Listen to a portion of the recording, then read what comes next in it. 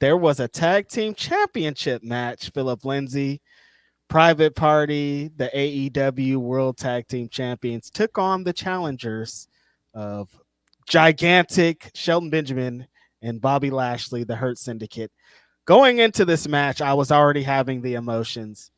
Private Party still plays such an important role for AEW and represents such a fond memory and place in my heart. I watched the since Max has added in the early AEW episodes, the match where that got me super into it. I was already into them, but when they wrestled the Young Bucks and they won in the tournament to crown the AEW Tag Team Champions, and just what that was and what that represented and how that felt. And so a few months ago, they had the things again with the Young Bucks, and there was a moment that they probably should have pulled the trigger at a pay-per-view, but they took a little bit of time, and they ended up doing it on a show, a Dynamite. And the momentum wasn't in the right place, and it never felt like there was a super emphasis on them being tag team champions. So it was unfortunate that what was going on. And so Hurt Syndicate comes in here, Phil, and they're just dog. The energy is crazy. People are loving what Shelton Benjamin's doing. People are just loving. Bobby Lashley only did like one or two matches, but people are going crazy. They're going ham for this guy. Just his presence is driving people insane.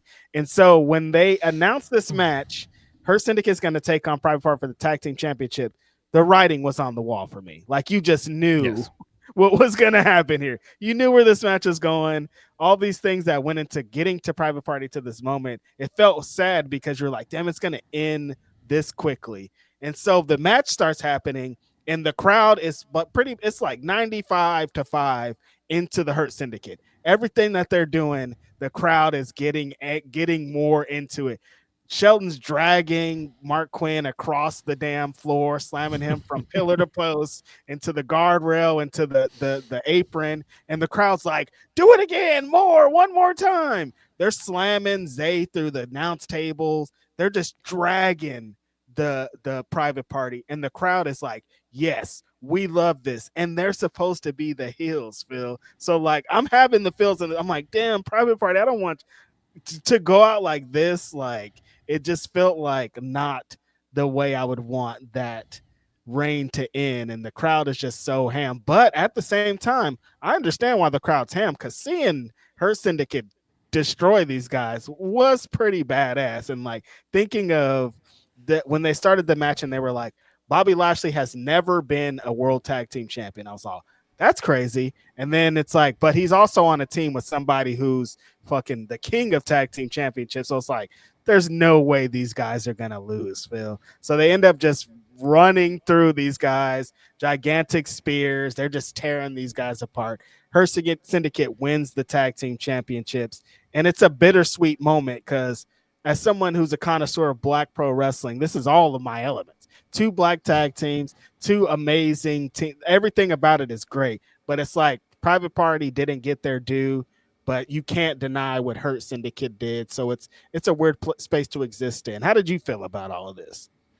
I mean, I felt like the writing was on the wall. When you look at some of the news reports we were getting recently, there was that report. I don't know where it came from, but it was a clip of Shelton saying that he enjoyed working with Chad Gable, but the tag team just didn't work, and he didn't know why it didn't work.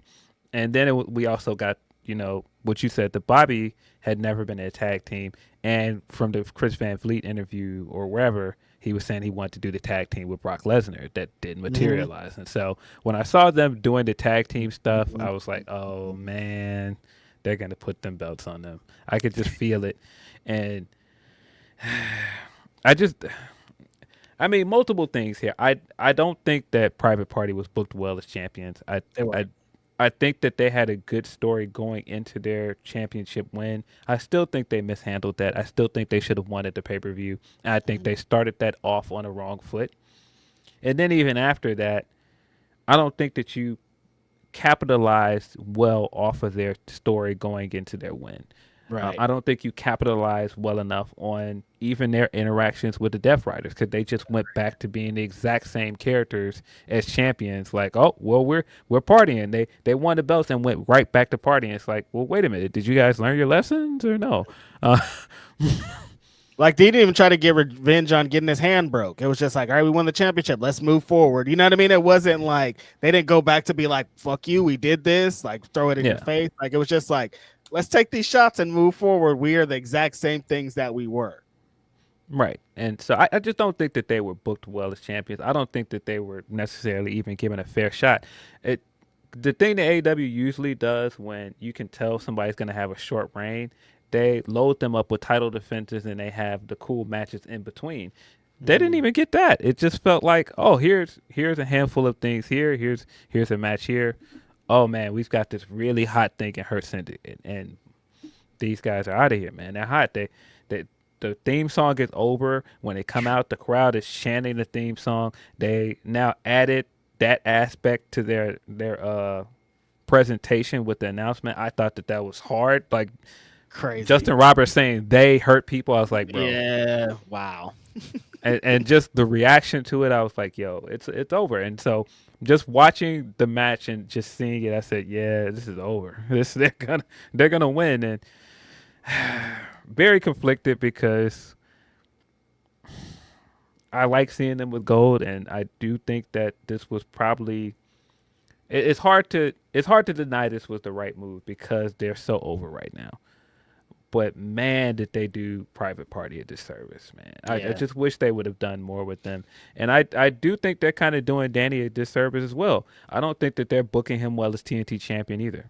No, I I was just about to be like, he's the champ. Like that's how bad it is. Like I think that both of them, the moment was bigger than the reign, and like Yes, wrestling totally in general needs to figure out because it's a kind of across the board thing. It's like they're like the crowd is into it, the fan, like all the elements are there for whatever the moment is, and then you get the big moment, but there's like no follow up, and it's like I don't want the moment if you're not going to give me follow up because it's like it kind of makes the moment doesn't make the moment hit as hard. Like Private Party had this great thing and all this stuff, and now I'm just remembering, oh, they only had one real defense, and then they got dragged by the Hurt Syndicate. Like that's not really what I wanted as them being tag team champions.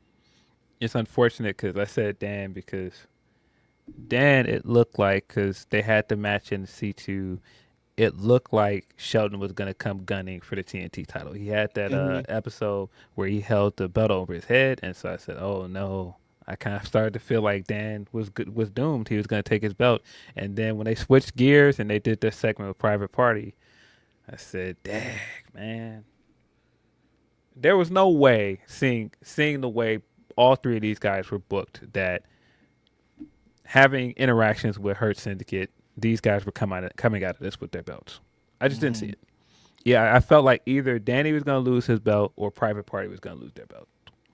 Yeah, Her Syndicate just came in as this like train of you're not stopping this. Like they're gonna take somebody's shit, like figurative and literally. You know what I mean? Like as wrestlers, you're like these fools will come and take all your shit, but it's like the crowd, like I said, how the crowd is reacting to them, have been reacting to them.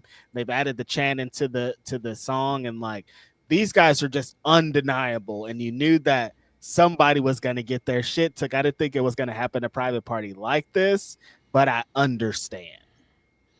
Yeah, I don't like it. I just don't like how they were booked. I don't like how I don't even like how this loss went for them. Because like, where do you go with? The song was weird. There was nothing. The entrance was weird. Yeah, entrance was weird.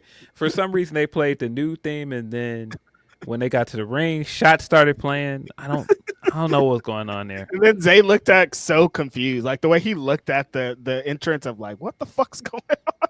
He looked not happy with the entire thing.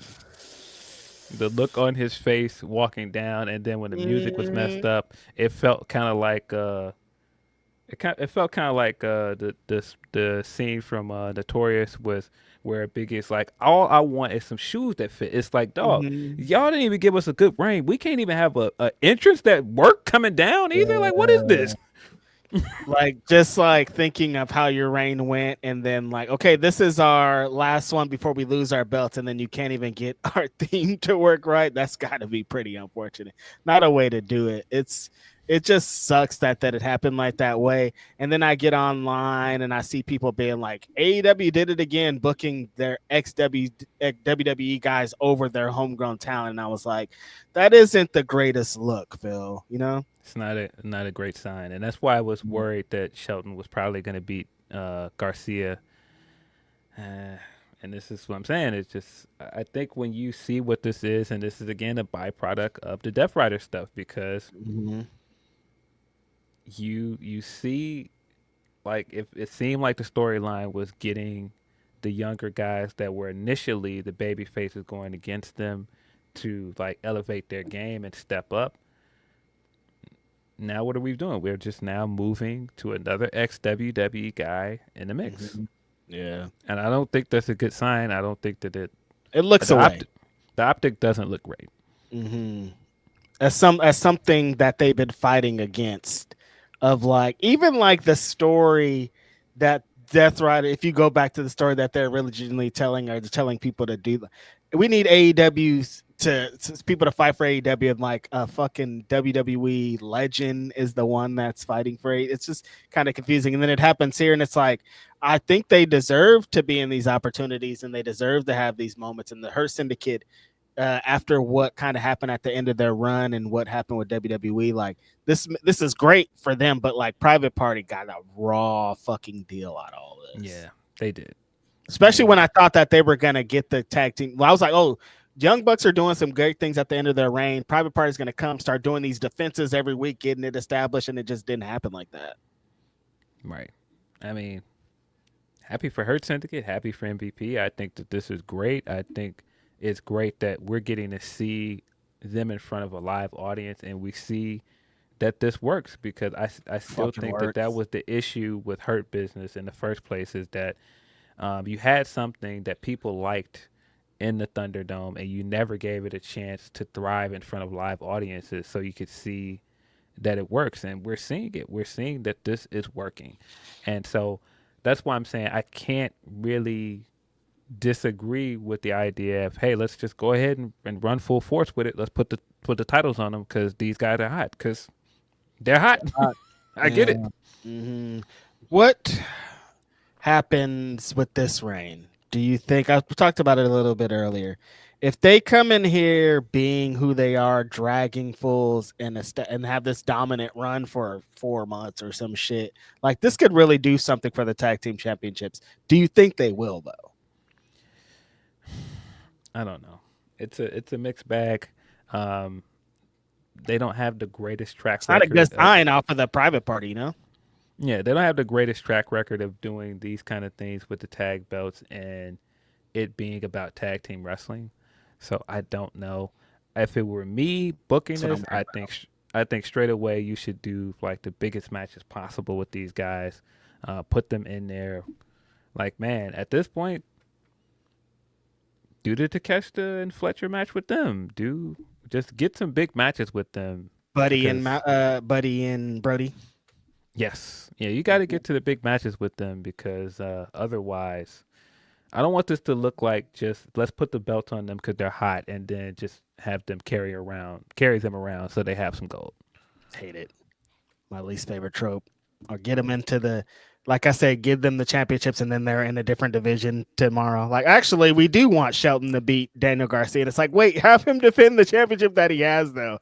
Like, we didn't even talk about that aspect with the Death Rider shit. They have the trios tag championships, and you wouldn't even know. Like, you would, like, when's the last time you saw a trios belt, Phil? I don't get it, man.